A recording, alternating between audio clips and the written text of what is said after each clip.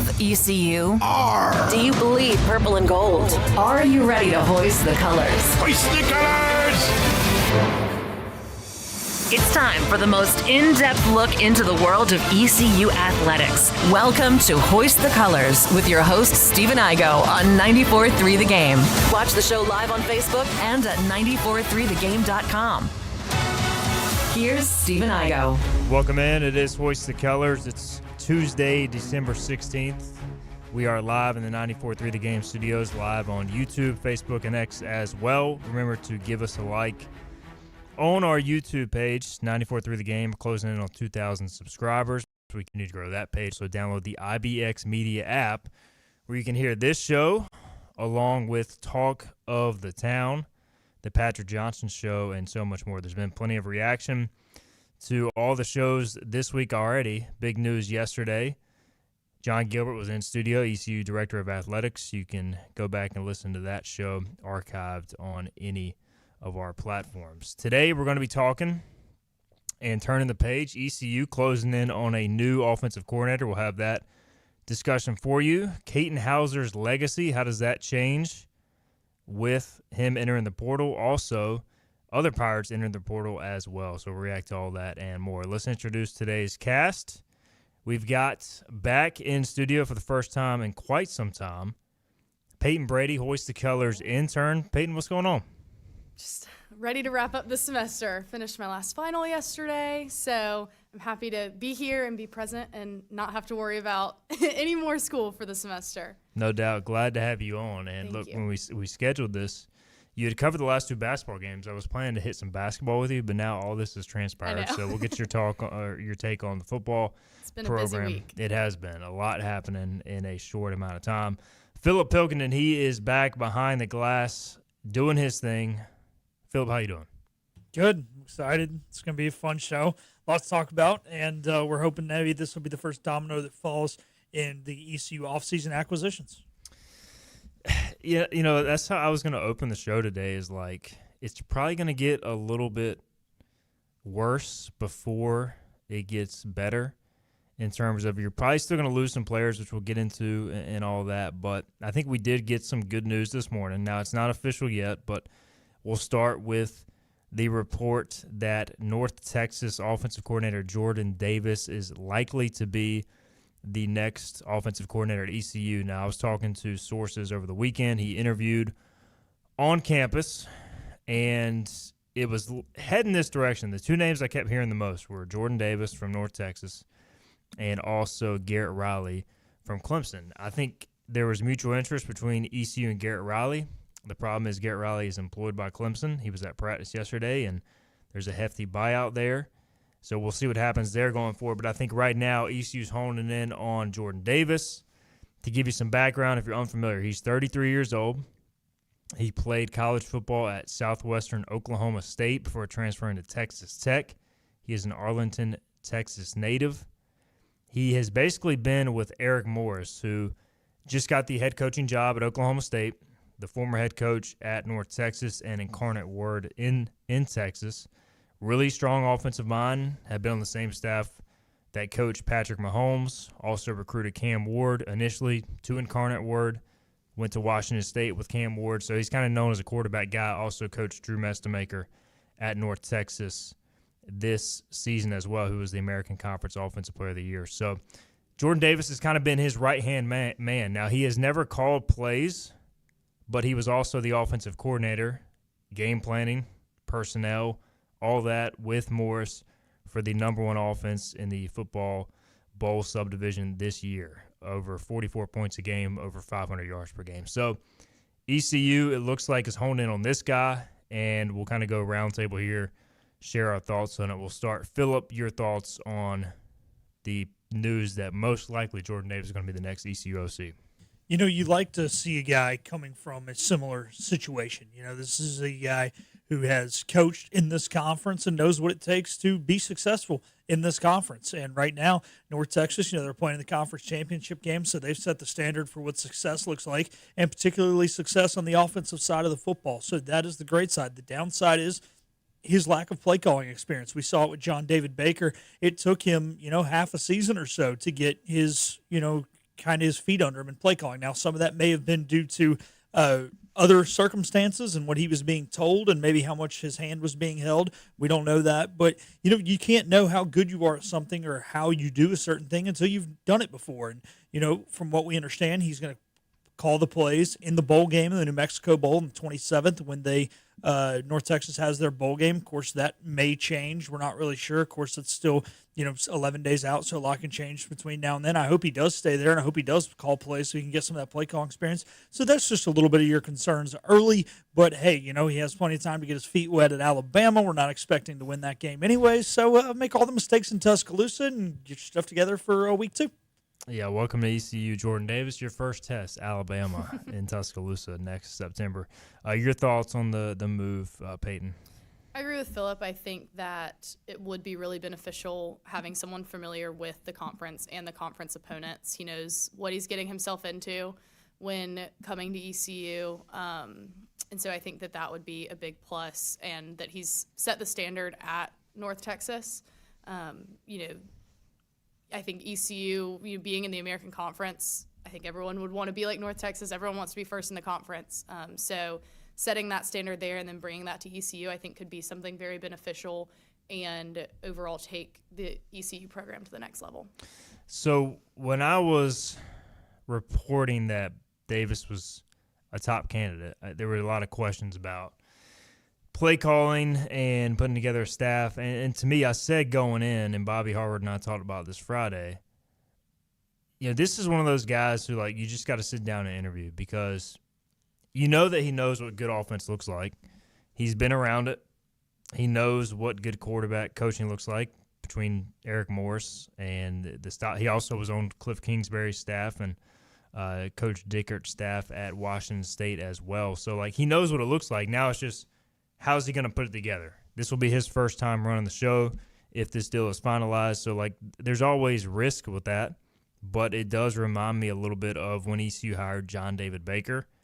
And it reminds me a little bit when ECU hired Lincoln Riley. Lincoln Riley, dating back to then, he had only called one play heading into the ECU job, and that was the bowl game that he coordinated when Ruff McNeil was the interim coach back in, it would have been the end of the 2009 season now, and Ruff was hired in 2010.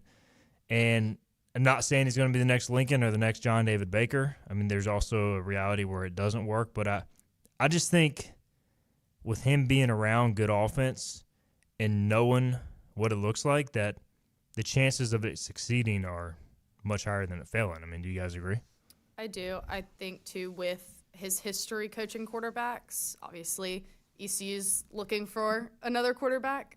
So I think that would be something very eye-opening to recruits and something that may excite them, in addition to kind of what Gilbert talked about yesterday, with the new indoor facility going up and things like that. I think him being hired as the offensive coordinator would be another attractive aspect of ECU. Philip, do you think this is a move that can sell, I don't know, anybody jumping into the portal from ECU now, or just in general? Is this an attractive hire? When you can throw the stats up there, I feel like it has to be. Yeah, it is to an extent, right? But we live in an era where coaching matters to an extent, but money talks. If we're offering a kid, X, and somebody else is offering him Y, and Y is more than X, then we're going to be out of the running. If Y is less than X, then we're going to be in the running. So, I mean, that's what really matters. Now, I understand there is, system side to this thing. And look, they run kind of what the attractive offense is in college football nowadays. And it's what not seeing any young man that's in the portal will have ran at his previous stop, but it's one of the more common college football offenses. And, you do look at the stats, but also, it really comes down to if a young man is dependent on, is deciding on ECU or another place, we're comparing apples to oranges here. We don't know if he's going to be the more attractive guy. It depends on who the OC is at other said school. And there are 136 FBS schools. Now, obviously, we're not going to be duking it out with Ohio State. And obviously, if it's us against Bowling Green, we're going to be well ahead. But there's plenty of schools in the American, plenty of schools in the Mountain West, the upper echelon of the Sun Belt, where each situation is going to be different. Yes, I think it is attractive, like I said, to an extent. But attractiveness in this situation, it depends on how attractive they are compared to the other school that's offering the young man. All right, Jansen Kidd says, how equivalent is Jordan Davis to John David Baker in terms of coming in as a non-play calling OC at his previous stop? So I would say fairly equivalent. The biggest difference is, John David Baker had played quarterback at Abilene Christian, whereas Jordan Davis was a receiver at Texas Tech. Now, JDB coached tight ends, and he was co-coordinator, but he was not calling the plays at Ole Miss. And JDB had been at, I would say, at a higher level of football. He was at North Texas, ironically, like Jordan Davis was, but he also went to USC, and then he went to Ole Miss. So he was at a pretty high level of football. Again, never called plays, but he saw what a North Texas looked like, which was in Conference USA at the time, and he was in, obviously, the Pac-12 at the time and the SEC with Ole Miss. So maybe had been at a few more stops, Davis having spent most of his time at Incarnate Word in North Texas with 1 year at Washington State. So some similarities there. The other thing I wanted to bring up, just if you look at the two paths of Eric Morris and Jordan Davis, again, like if you Google Eric Morris, quarterback guru, he's kind of known as a quarterback guy. But you look at his path, he played receiver at Texas Tech. Then he was a receivers coach at Washington State, at Texas Tech under Cliff Kingsbury. He also was the OC at Texas Tech starting in 2014. Probably didn't call the plays when Kingsbury was there. Then he went to Incarnate Word as OC and receivers coach, and he made that leap to head coach at Incarnate Word. So it's kind of a similar path. Like Davis has only coached and played receiver, but Morris is known as the quarterback guy. Davis has been under Morris, and so like he's going to know quarterback play. If he has a question about quarterbacks, he's going to be able to call Eric Morris and get some info there. So like I think the path that I would compare him to most is the guy he's learned under, Eric Morris, who was a receivers coach, then made the move to play caller, has had a lot of success. Jordan Davis kind of following that same path. So just interesting there how that transpires. All right, some more comments here from the fans. Joel says, looks like Davis was making around $250,000 at North Texas. Looks like Garrett Riley is making $1.75 million. Yeah, Garrett Riley, I mean, salary-wise, he is top-paid OC, one of the top-paid OCs in the country. I just think all the reports out of Clemson are that relationship between him and Dabo is kind of soured, so would not be surprised if you hear something after the bowl game. Kenny saying what happened to Garrett Riley. Again, he's still under contract, was at bowl practice yesterday, so ECU would have had to buy him out of the contract. So I don't know. I mean, in an ideal world, it would have been nice to get Garrett, but I think Jordan Davis, pretty solid hire, all things considered. So the big question now becomes, who does he put on his staff? And that, to me, is kind of an unknown, but I'm sure it's something him and Blake Harrell have discussed. And the other thing is, we don't know who the quarterback's going to be, Peyton, but when Jordan Davis gets here, his number one priority is to find a quarterback. Mm-hmm. So, and I mean, like I said earlier, he's coached, good guys before and guys who've been very successful later on in their career. So I think that with those not only connections and his connection to Morris, I don't think that would be super tough job for him. And I heard ECU offered Katen at least $1 million, and so I'm sure there's a lot of quarterbacks that want to play for $1 million. So you want to play quarterback for $1 million at ECU? Shoot, yeah. Peyton's signed up. Put me in. We'll get it done. I mean, you have the potential to sell a spot right now. Like there's a vacancy, and we'll see how Chasten Ditto looks in the bowl game. Something else I'll be watching, Phillip, is in the bowl game, assuming again that Jordan Davis still calls plays, which was the plan for North Texas. Is Mestemaker, their starter, playing in the bowl game? If he's not, who's starting for North Texas? And if he's good, can Jordan Davis bring him with him? So my interest, unfortunately, I won't be able to watch because of the Military Bowl. But I guess it is, a night game that same day, because their bowl game is also the 27th. Yeah, it's at 5:45, so you'll still probably be on your way back. So to answer your question right now, their backup quarterback is Chris Jimerson Jr. He is a true freshman, though. So could he come in? Yes, but are we doing the same kind of thing with this young man that we'd be doing if we just started Chasten Ditto, who's already obviously in the Pirates program? And then their number 3 quarterback right now is Reese Pottenberger, and he is a senior. So I'm going to go on a limb and say whoever starts for them in the bowl game will most likely not be coming with him to East Carolina. All right, and then Pirate Fan 52092 says, what are the chances Davis brings Mestamaker with him? Slim to none. Look, Mestamaker has a chance to be the highest sought-after quarterback in the portal, maybe in the country. I'm sure ECU, again, could offer $1 million, $1.5 million. He's probably going to get $3, maybe even $4 million. So, unless he just loves Jordan Davis. And I'm sure they've got a decent relationship, but again, Eric Morris is kind of the quarterback guy and the play caller there. Him following him to Oklahoma State or going to another school that has even more money would seem to be the most likely path. So I wouldn't count on it. Mark says, why is he not going to Oklahoma State with the current head coach? Mark, I think at this point he wants to run his own show, call his own offense. And he's been with Eric Morris now for 9 years, maybe 10 years. Depending on when he started as a GA at Texas Tech, he's probably ready to branch out and make the move up the ladder. Most of these guys have aspirations to be a head coach or a play caller at the least, so I think he's ready to make that move. I'm sure he's got an offer to go to Oklahoma State as either a coordinator or a position coach. That's my read on the situation. All right, so there you have it. Jordan Davis most likely to be offensive coordinator at East Carolina. Again, not finalized yet, but heading in that direction. We'll continue to react to that news throughout the week and the days to come. Let's get a break in. When we come back, obviously the big news yesterday, Katen Hower, we discussed it with John Gilbert.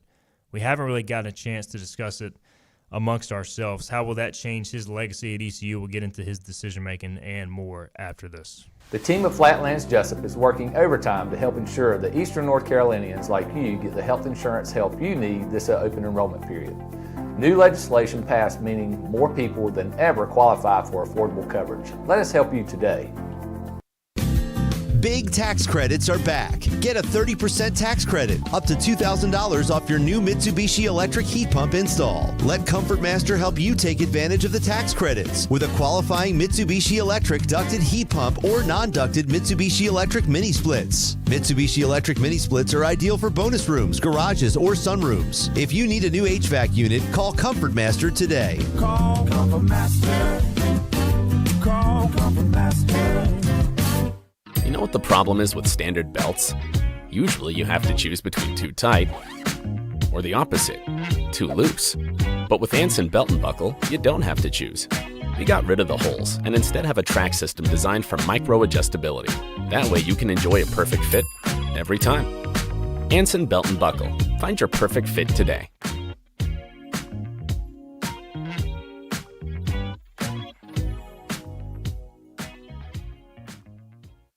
Healthwise Pharmacy rounds the bases with all of your infusion, retail, compounding, and medical equipment needs. Locally owned and operated by pharmacist Marcy Parker, Healthwise has grown to be your most trusted provider for infusion services. Currently providing in-home or on-site infusions in North Carolina, South Carolina, and Virginia. Visit Healthwise Pharmacy at 615B South Memorial Drive or call 252-295-0059 to speak to a patient service representative to find the option that best suits your needs. Tired of the 1-800 numbers advertising Medicare products? Flatlands Jessup has 6 offices all throughout Eastern North Carolina. Get face-to-face help from our local award-winning licensed team. Stop by today. Flatlands Jessup, your whole world covered. The best burgers around. Everyone loves a thick, juicy, and fresh burger. Tiebreakers does real burgers better than anybody. And don't forget about the cheese sticks, fresh salads, and more. So don't just go to any burger-themed restaurant chain. It's time to break the chain and eat local. Tiebreakers, burgers and sports at its best. Go Pirates! Arg! In this age of globalization, we've learned that bigger isn't always better. Ever tried to get phone help from a big corporation from a real person? Right. That's what's so nice about Phelps Chevrolet. After more than 50 years serving our community, Phelps remains family-owned and operated. Mike, Daryl, Wave, West, Allen, and Clay deliver hometown service and integrity, same as always. They share your experience, they share your values, and they are ready to help with any motoring need. Come get you one. Pirates play here. Time to play the game! This This is Hoist the Colors with Stephen Igo on 94.3 The Game. All right, welcome back in. Hoist the Colors, segment 2. Here we talked about the expected hire. Again, not official yet. I know we've got some questions about that yet. Jordan Davis. These things take a lot of time to get across the finish line between contracts and all that. But most likely, Jordan Davis is going to be ECU's next offensive coordinator per several reports. Pete Thamel of ESPN reporting that this morning. We got into that discussion in segment 1. Now we'll talk about the big news of yesterday. Again, we had John Gilbert in the studio. Didn't really get the chance to react to it. We talked with John about it, but Katen Hower entering the portal. We'll start there. There have been more portal entries as well. But obviously, ECU starting quarterback since the middle of the 2024 season has led ECU, played a big role in ECU going 13-5 under Blake Harrell, which is a very good record. And now he departs. A lot of mixed feelings amongst Pirate Nation. We'll just go around the horn here again. Like, thoughts on him leaving, the disappointment. I want to start with Peyton Brady in studio, Hoist Colors intern. She's a student at ECU. Philip also here, as always. And I wanted to get the student perspective, Peyton, because ECU coming off a good season, 8-4, a lot of excitement. And to kind of get this news, what was kind of the reaction for you? I mean, definitely, I think, especially for those who were present in the home opener, obviously there was a lot of excitement around that win against Memphis. So I think even just hearing conversation through, peers in the classroom, I've heard people talk about it in the library and in passing, that it's definitely the talk of the town right now. I think a lot of people from the student perspective are very just kind of, I don't know if I'd say upset, more like discouraged that, football has such a big culture at ECU and in Greenville in general.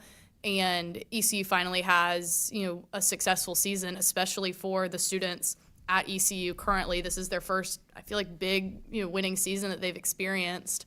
And to come off of that high of Memphis, then to find out that your starting quarterback is transferring, I think everyone feels discouraged and disheartened in a sense of like, oh, okay, well, so now you just kind of give up on everyone. I think a lot of people are upset with that, and then kind of the waterfall effect that comes with your starting quarterback transferring, even just, ones that have already entered the portal, and talk about other players entering the portal is pretty upsetting, and especially for those who, feel passionate about their school, have the school spirit, that people who represent are the faces of these programs are just going to kind of up and leave in that sense. It is disappointing, dejecting for sure. Philip, your thoughts when you heard the news? Kind of expected it. It is what it is. I understand. And I'm glad to hear Peyton's side of it, because we do want to hear the student side, especially because of what we've talked about, the three of us, as well as on this show, when it comes to can we get the student section back to what it used to be. And it felt like that in the Memphis games. Like, how can we build off this? Yeah. So, that part's frustrating. As far as a media member and a fan, though, the outside of things, look, we've said it. You can either be the laughing stock of the Group of 5, or you can be the best farm system that Alabama has. And, when you lose a young man like this is the first step to being the best farm system that Alabama and Ohio State have. So it's part of it. It's frustrating. I think the other tough thing is, you don't really have a guy in the building right now that you felt like could step into that starter role. I think Chasten Diddle will be there one day, but he was just a true freshman this year, just 18 years old. I think he's a year or two away from starting that. It just seems like Raheem Jeter has fallen out of graces with the coaching staff. So the tough thing is now it's one more thing you've got to go do this offseason. You're already having to hire an offense coordinator. You're already having to hire a defense coordinator. Now you got to go find the most important position in all of sports, which is tough.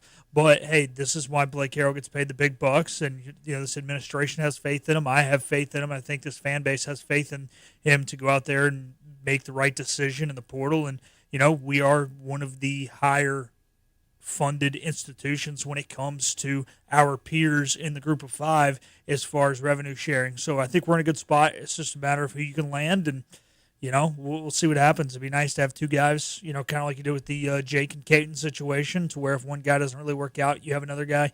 But also, if you can retain Dida and he's there, I still feel like he's a guy who, you don't want him starting next year, but if he has to get thrown into one of those roles because the dude doesn't pan out, it's not the worst scenario to be in. All right, so I've got several thoughts on the Katen Hower thing. I also was not surprised. I was definitely disappointed somebody who covers the program because I do think it's always important to remember, yeah, Katen came here and did great things for ECU, put ECU on the map. But, I mean, without ECU, where's Katen Hower right now? Because when he left Michigan State, he didn't really have that many options. So, I mean, it was a mutual beneficial relationship. So, part of me definitely was going to hope that Katen would stay at ECU and do something special next year, because in reality, if he would have came back, I think the guys we'll talk about entering the portal later, some of them may have left, but I think you had a very good shot to retain them, run it back, etc. But at the end of the day, I don't blame Katen for the opportunities he had. I mean, the system is set up to make it extremely difficult for the schools. It benefits the players right now. And I don't blame Katen, nor his agent, nor his family for making the decision they did. I know he's got several major offers on the table. I know texting with Katen, he was very torn about it. This wasn't a situation where he's just like, oh, thanks ECU for putting me on the map. Now I'm going to leave and make my money. A large part of him wanted to stay, but he felt at the end of the day he had to go for his own personal reasons. He's got dreams and aspirations, and as somebody pointed out in the comments section, we do have to remember, look, most people watching this show, all of us, a lot of us, we went to ECU from day one. A lot of ECU fans grew up wanting, to be ECU fans, or like they have it in their blood. Katen Hower is from Vegas. He's from California. His dream was probably not to play at ECU. So we have to remember that too. Like, most of these guys don't dream or grow up dreaming about playing at ECU. They come here and they have their success, and some of them see it as a means to an end to move on to the next stop. I do think Katen has Pirate blood in his veins to a degree, but he's not Holton Ahlers. Holton Ahlers grew up in Greenville. He wanted to be at ECU his entire life. So I think it's just a different situation. Everybody's different, and we have to remember that as well. So conflicting feelings for sure. I did text a little bit with Katen yesterday. I just know it was a very tough decision, so I want to put that out there. But I understand the frustration with the fan base too. So a lot of mixed emotions, and it's something he and his family weighed for several days. And also, if JDB's back, then I think he's back as well, at least a good chance at it. So there's just a lot of moving parts. He's going to have to learn a new offense either way, most likely. All right, so what does this mean for Katen Hower's legacy at ECU? We're getting several comments like, can he still have a shot at the ECU Hall of Fame one day? I say no. I mean, to me, when you make the decision to leave, you're giving that opportunity away. Maybe if he goes to the NFL and becomes like a superstar, ECU puts him in the Hall of Fame. But, like, to me, I think you have to be a guy who finishes your career at ECU. Like, will Katen be able to come back to ECU to fill up in, like, 4 years and just, like, attend a game and be a fan favorite? That's where it gets difficult for me. That's why I always talk about legacy. Like, legacy still should be important. Money's important, yeah, but, like, legacy, I think you kind of give that up when you leave. Yeah, I think you do to an extent, Will he be able to come back in 4 years and be welcomed back as a fan favorite? No. Are they going to tar and feather him? No. The question comes, what is it in 40 years? Do we have, Shane Carden and Holton Ahlers are the pre-transfer era, which I know Holton was part of it, but, obviously being a local kid stayed. And then you have, like, the post-transfer era guys, and the post-transfer era guys were all guys who left after their junior year and went to an SEC school. And so it's almost like you have two different types of who are the best, most legendary Pirate quarterbacks, right? So in the short term, no, he will not be mentioned in the same breath as Shane or Katen or Jeff Blake or David Garrard. But even in the long term, he won't. But the question is, does it kind of come into, like I said, like two different piles? I don't know. If you produce enough of these young men like this, I guess he'll be put in that category. Still, like you said, I don't see him in the Hall of Fame. I don't see him coming back as a fan favorite and being traded like Shane was a couple weeks ago when he came back. But with that being said, like, he still turned this program around and did a hell of a job when he was kind of handed what was a situation where quarterbacks had been missed on pretty repeatedly after the signing of Holton Ahlers. All right, some comments here. Brendan says his legacy leaves with him. I have another comment that says he should be booed when he comes back. He doesn't have a legacy here. He uses as a stepping stone. A lot of comments, he shouldn't be in the Hall of Fame because he didn't finish. Somebody said Katen probably thought ECU stood for East California back then. So, I don't know, Peyton, what's your take on it as you see Katen leave? And does it matter if he goes on and like has big success elsewhere? Does that change the equation? I don't think so, kind of to the point of if he doesn't finish at ECU, then, I mean, I think, this new age of college sports in general is here to stay. I think we can all agree that that's not going anywhere. But with this situation in particularly, and kind of going back to what Philip was saying, like, will it matter in 40 years? I think possibly, but also the fan base that will be the ones truly, the older crowd supporting ECU in 40 years is going to be the students that are here now, myself and my peers. And I think, we're always going to remember, oh, well, we beat Memphis and then he left. So I think that just kind of being the memory of him for this kind of demographic that will be, say the big donors to ECU in 40 years, et cetera. I think that could play an effect on it. But also keeping in mind that, like I said, this era of college sports is here to stay. And I could see him, maybe not the warmest welcome, but I don't think that people would necessarily shun him away. I think, too, the future of, what he started at ECU could be his legacy coming, whether it's his success elsewhere, but I think what ECU fans are going to remember is his success here and how that has transformed the program, or how that will transform the program in the next few years. It's definitely complicated, and I think we've all tried to articulate our feelings the best way. And like Kenny says, he played and he left. No bad feelings, but not wishing him success. If he makes NFL, then I'll say, hey, he played at ECU. We get the Gardner Minshew comparison. Alumni Sports throws that out. Here, the biggest thing with Gardner Minshew was when he left, nobody really cared because he played during the Scotty Montgomery era. People didn't think he was good anyways. And then he became a star at Washington State. So that was just a weird time. Like, I thought Gardner had a chance to be pretty good, but I never expected him to be that good. Now, Katen, it wouldn't surprise me if he has big success elsewhere. I do think fit and conference and all that matters. And it's different, as you said, like he's leaving after having some success. And, where does the program go from here? Where does Katen go from here? It's just – I don't know. It's complicated. I mean, we booed Gardner Minshew off the field. Like, he's talked about it since he's been in the NFL. He booed off the field at East Carolina. I think he tells stories about I was in the student section. We booed him. You booed him, but did he really – he said he tried to smash his hands so he didn't have to play. I don't know if that part's true, but we booed him.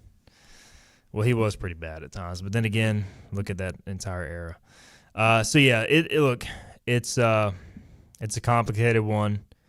And we'll continue to have the discussion. It is just a weird time in college sports. So appreciate everybody's feedback. We'll get some more of those comments as well. Let's get a break in. We'll come back. We'll talk about the other portal entries yesterday following the news of Katen Hower going to the portal. We figured that would be the first domino. We'll get more into who else is going and who could stay. We'll talk about that. This is Hoist the Colors.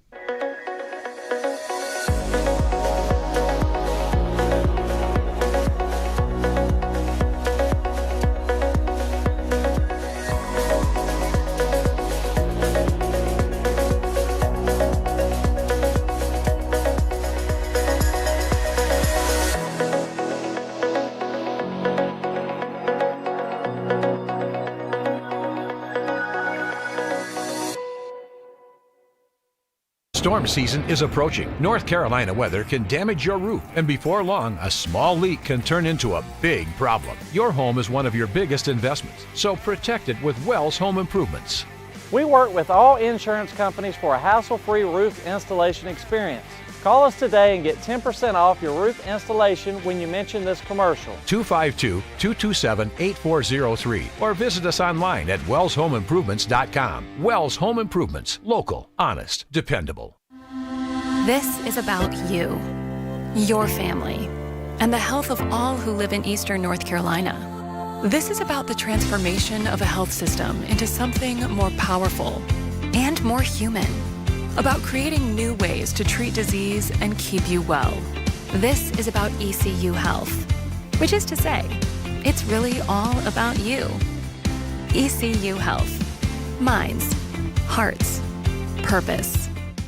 You have a choice when you invest in insurance, and when you choose First State Insurance Advisors, you're working with people you can trust. Clark Stallings has deep ties in the community. His team, including Katen Smith, Regina Asby, Phil Leyva, Max Joyner Jr., Max Joyner III, and Ginger Smith, provides knowledgeable and professional advice. First State Insurance Advisors is an independent insurance agency. They offer all types of personal insurance as well as various types for business. Call or email First State Insurance Advisors today. We want to be your trusted choice agency. Acre Station Meat Farm, along with Lane Angus Beef, bring you Farm to Fork Beef. Stock your freezers now with affordable beef boxes just in time for the grilling season. Farm to Fork Beef brings quality local beef to your family. From your traditional butcher shop, Acre Station Meat Farm. Come on down to Acre Station Meat Farm and find out why we're #1 in fresh cuts and friendly service. Acre Station Meat Farm, Highway 32 North, Pinetown. At National Finance, we're all about hometown support, just like ECU football. National Finance helps us win on and off the field. They've got your back when you need it most. Fast, easy personal loans for life's big plays. And just like us, they're committed to Eastern North Carolina. National Finance, proud supporters of ECU athletics. Visit nfcmoney.com for loans as fast as today. We're live with Stephen Igo on 94.3 The Game. Now, back to Hoist the Colors. All right, welcome back in. Hoist the Colors on a Tuesday. Busy week. You know, some good news potentially on the way. Jordan Davis, North Texas offensive coordinator, expected to become the next ECU OC. Again, not official, but has been talked about, and they're working on the contract now. We discussed that segment 1. We talked about Katen Hower's legacy. Segment 2, we're back here. Peyton Brady in studio, Hoist the Colors intern, also Philip Pilkington behind the glass. Yesterday was kind of we all figured once Katen entered, if he did, there would be a domino effect.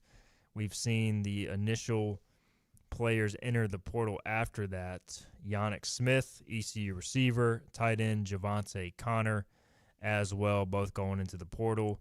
I think there will be more, especially on offense. I don't know when, but I've just heard some talk. So Javante Connor, Yannick Smith, and I know it's just one of those things. Peyton is like, the quarterback kind of holds it all together. You lose the OC and the quarterback, you're going to expect this type of maybe shuffle as a result. Yeah, I mean, that's obviously something that these guys take into account when they initially committed to ECU or wherever they're going to go to school. Obviously, they're talking a lot with the offensive coordinator specifically, or defensive coordinator and head coach, and I mean, that's kind of a given that it's going to cause this domino effect. I think kind of going back to the students' reaction with Hauser leaving, I think it's upsetting that these guys have, especially someone like Yannick Smith has had success here. And led ECU to a successful season, to kind of back out like this. Obviously, a lot of these students are reacting off of emotion and not taking into account, what might be best for necessarily each of these players, but looking at ECU as a whole. I think it's just it just kind of stinks. Philip, who's the bigger loss here? Obviously Katen, but Javante or Yannick? I mean, I think both are good, but who would you say is the bigger loss? You're saying not excluding Katen? Excluding Katen. Yannick? Yeah.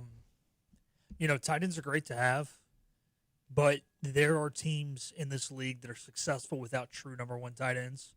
I think in order to be successful in this league, you need to have a true number one wide receiver. And I do understand that maybe he wasn't the best receiver in the league, but when you have a guy who can run as much of the route tree as he can, I think that's big. And then also, just when you look at the twos on this roster, like in the tight end room, there's young guys. In the receiving room, it's Peyton Mangrum, senior. Keelan Robinson, senior. Now down the list, they are high on some of this in the previous incoming freshman class. But are those guys really ready to step up and start? No. But I think maybe some of the tight ends down the way are a little more groomed to go into their starting roles. I mean, we saw guys like Mason Graham actually playing significant minutes early in the season. So I agree with you guys. Yannick's the bigger loss on paper. And I do think Javante Connor has the higher upside, though. I like Yannick, but to me, he does not get the separation to play in the NFL unless he gets a lot better route running speed. Javante Connor, I think, has the highest ceiling of anybody that's left thus far. Now, he's got to continue to mature. Yannick's got to continue to mature. Both those guys can obviously play at a high level, but I don't know if either one of them are irreplaceable. I don't know if anybody's irreplaceable. And, we had the draft last week, Philip. I meant Mason Brown, by the way. I always keep calling him. You called him Mason Graham. No, I called him Mason Taylor the first time, did. who's Jason Taylor's kid, who's in the NFL, and Mason Graham's the tight end from Michigan. Yeah. Too many Brown. Mason tight ends. If your kid's going to be a tight end, don't name him Mason. Are you willing to put in a Mason Brown first touchdown bet for the military ball? What's the return on that? Probably Syrio playing. I was about to say, if you lose to Syrio and Javante, which I heard is a possibility, then you're hurting, but you do have the young tight ends. I just think receiver, you got to go out and get somebody in the portal. And, I mean, ECU's going to have money to spend. I think you can get another 6'2 receiver that runs a 4.6 40. Yeah. I just think Yannick – I almost feel like Yannick was underutilized because his hands were so good. I feel like we didn't throw him the ball enough in contested catch situations. Anyways, he's gone now, so it's whatever. Just feel like he was kind of underutilized, but I do think he's replaceable. I don't know how many 6'4", 240-pound tight ends we're going to be able to get with Javante Connor's athleticism. I would expect him to potentially follow JDB back to Ole Miss. The guys I worry the most about and the guy that I hear could enter the portal is Jamarion McCrimmon, left tackle. Philip, he was my second pick in the draft behind Katen Hower of players we wanted to see ECU keep. That's what I'm worried about is offensive line. ECU can go get a receiver. ECU can probably go get a serviceable tight end. If McCrimmon leaves, if Poku leaves, I'm worried about replacing those guys. Yeah, I mean, you have to because when you look at the rest of the offensive line depth chart here, Panda Askew, out of eligibility. Darius Bell, out of eligibility. Cooper Chinosky, out of eligibility. So you're at least going to be replacing 60% of your starters. Let's keep it at 60. Ideally, yes. All right, question about where is Yannick looking to head to? I don't know. I've heard speculation, South Carolina. He is a South Carolina guy, Summerville High School in South Carolina, so maybe he heads back home. I have heard some SEC talk about Katen Hower, and again, SEC talk about Ole Miss, and then I've heard Big 12 as well for Hower, so we'll see. And then Indiana, I heard early. I don't know if he'll end up there, but he's gotten significant offers, so we'll continue to see where these things lead us, and I don't know. It's at this point, I'm just like, what is the bowl game going to look like, Peyton? Because Mike Wright, his chance to be a legend, Chasten Ditta. Do you think the Pirates can keep it close? I mean, I think I feel like there's just it's been a dramatic week. Yeah. I think with all of the change going on, I think, and I have full faith in Blake Harrell that he will keep it under wraps. And with him calling the defense, I'm not worried about that by any means. I think the biggest thing is that if everyone can, player-wise, is able to adjust to this change and adjust quickly, I think that's going to be the biggest thing, whether our offense specifically is comfortable or uncomfortable with what's going on. I will say this, if you're a guy that really no one's ever heard of, like Mason Brown, maybe we'll know his name after the game because he'll get some reps, Philip. I mean, if he catches a touchdown, I guarantee you'll never call him Mason Taylor or Mason Graham again. Yeah, I know, right? Or if you're one of these young receivers like Dylan Lork or like these guys are going to get opportunities on the biggest stage. Mm-hmm.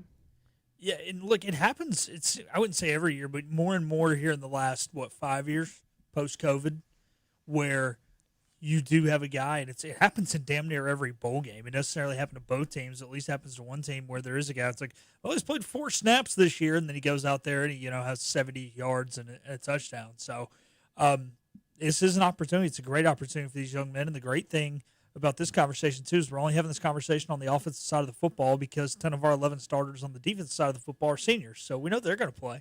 So, when you ask Peyton, what does the bowl game look like? It looked pretty crazy on the offensive side of the football. But, hey, man, this defense can go pitch a shutout, right? Anything's possible. What if it? I mean, a lot of it comes down to what is Pittsburgh's motivation. The other thing, a couple of guys you mentioned, Phillip, like Keelan Robinson, the offensive linemen, there's a lot of seniors. So, like, for me, it's those guys. Keelan Robinson hasn't really had a shot to play all year. Well, Keelan, this is the final game of your football career. He's going to be motivated. Jason Tarpey is a backup left tackle. If McCrimmon leaves, he'll get his first career start in a bowl game probably. So, like, I think there'll be enough seniors and motivation for the guys to be ready to go. Now, will it be good enough to contend with Pittsburgh? I don't know, but I just think we'll probably lose some more pieces in the coming days, and you're going to have to keep putting it together. But it's a tall task, but it's one that's not impossible. I think ECU going to Pittsburgh, or traveling to Military Bowl to take on Pittsburgh, and I think they're underdogs for a reason. A touchdown underdog. That line may continue to creep up as we get closer to the December 27th kickoff. All right, let's get our final break in, guys. We'll come back. I want to hit on some of the aspects of the John Gilbert interview from yesterday. We can dive into that and some of his statements to try to keep Pirate Nation engaged. This is Hoist the Colors on a Tuesday. Don't miss year-end deals during the Season of Giving at Greenville Toyota. Drive a new Camry, just $229 a month, $229 a month. Or new RAV4, $279 a month, $279 a month. Hurry in for the Season of Giving at Greenville Toyota. You know what the problem is with standard belts? Usually you have to choose between too tight or the opposite, too loose. But with Anson Belt and Buckle, you don't have to choose. We got rid of the holes and instead have a track system designed for micro-adjustability. That way you can enjoy a perfect fit every time. Anson Belt and Buckle. Find your perfect fit today.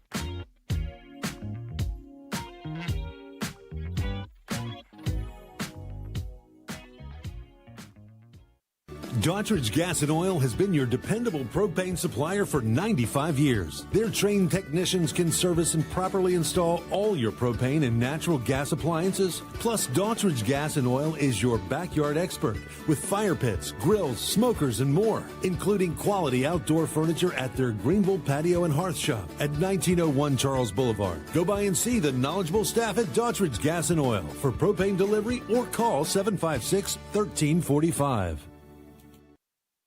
Other restaurants claim their food is fresh and fast, but are they friendly? At Moore's, you're treated like family the minute you walk into their doors. With locations in Winterville, New Bern, Swansboro, Morehead City, and Jacksonville. We've been practicing what we preach since 1945. At Moore's, our barbecue is slow cooked and smoked over real wood daily until it's so tender it's falling off the bone. Combined with our fresh chicken, cooked to order seafood, and homemade fixins, we're sure you'll agree. If it's not Moore's, it's less.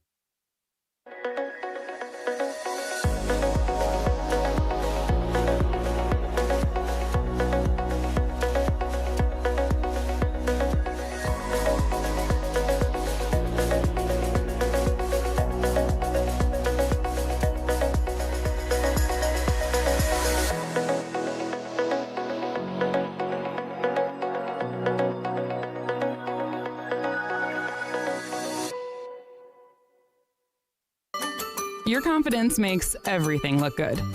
You see the world in vivid color, not black and white. Swing through your neighborhood Fantastic Sam's Cut and Color and let our experienced stylists take you from everyday to extraordinary. Fantastic Sam's hair salons are locally owned and operated. Our full-service salons are conveniently located in Goldsboro, Kinston, Greenville, New Bern, Jacksonville, and Calabash. Stop in today at Fantastic Sam's, where the possibilities are endless. The Season of Giving is here at Greenville Toyota. Unwrap a new Corolla, $159 a month, $159 a month. Or new Tacoma, $219 a month, $219 a month. Don't miss the Season of Giving with year-end deals at Greenville Toyota. Yo ho ho! And we're back to Hoist the Colors with Stephen Igo on 94.3 The Game. All right, welcome back in. Hoist the Colors here. Final segment coming your way, final 5-6 minutes or so.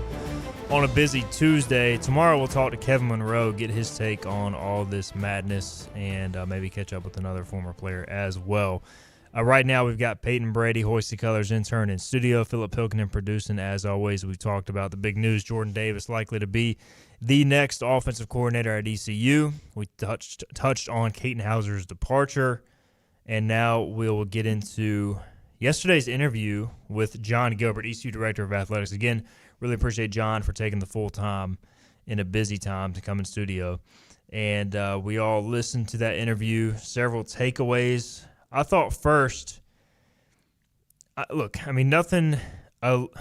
When something bad like this happens, I don't think every word that somebody says, the fans are going to be completely behind. But I thought John did a good job of staying positive and trying to keep the fan base engaged. Peyton, your thoughts, again, I know you went back and listened to some of the interview. Like, he made it clear, yes, this is a tough time, but there are better days ahead for ECU football.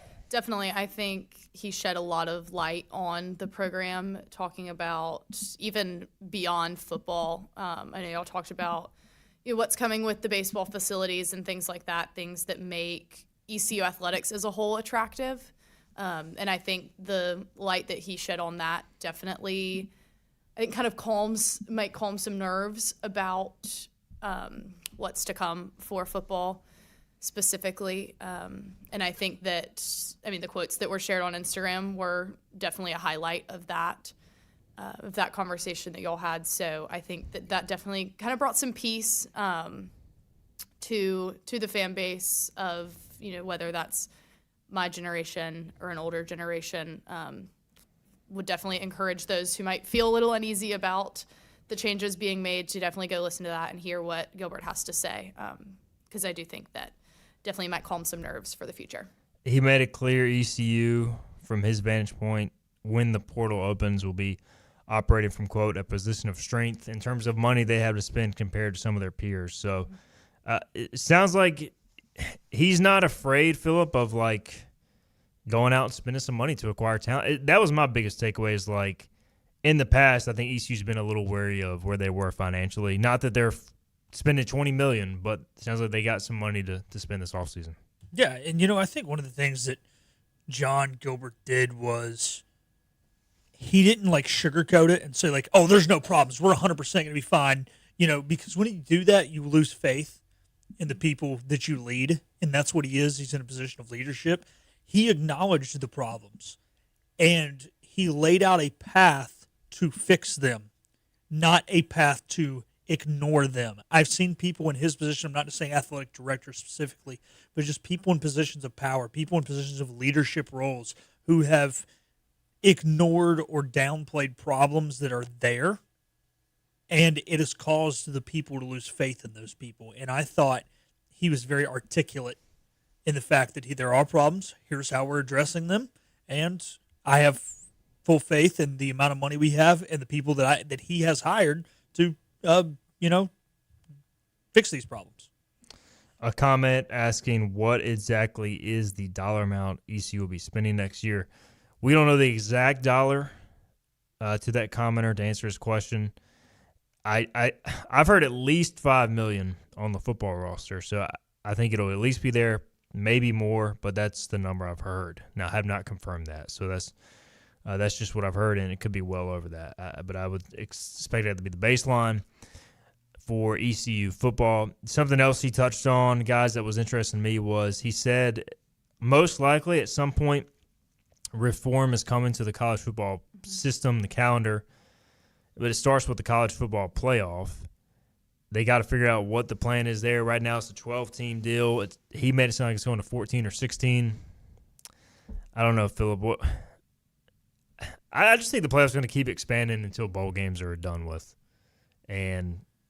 But maybe this short-term expansion, then we can focus on getting a dang calendar right. Yeah, I think in order for us to fill the full potential of everything, we need to get the calendar right. And if what he's saying is true, he would know better than us. Get this next expansion or whatever, or the lack thereof bowl games. We're already seeing bowl games canceled, saying it's their last year. fixed so that we can get to that spring portal window so that we can have young men playing for their teams to the end of the season the way they do in the NFL. Something else I want to hit on with you, Peyton, as well.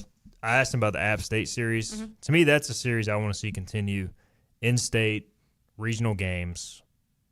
Do you feel like that would be something that both fan bases can get behind in a time where instead of playing Tulsa, North Texas, we're going to play those teams in conference, but you need some regional matchups.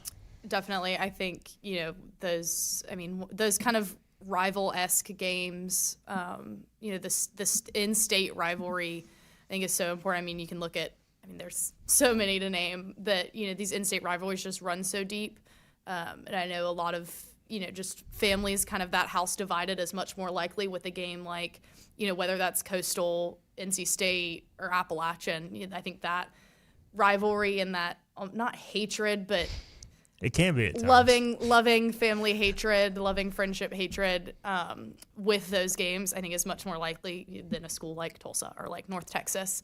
So I think that overall creates the culture and we've talked about this so much, keeping the students in the games, keeping the stadium filled. I think games like State, App, and Coastal are going to start getting everyone involved. All right, well said. We are out of time. Peyton, good job.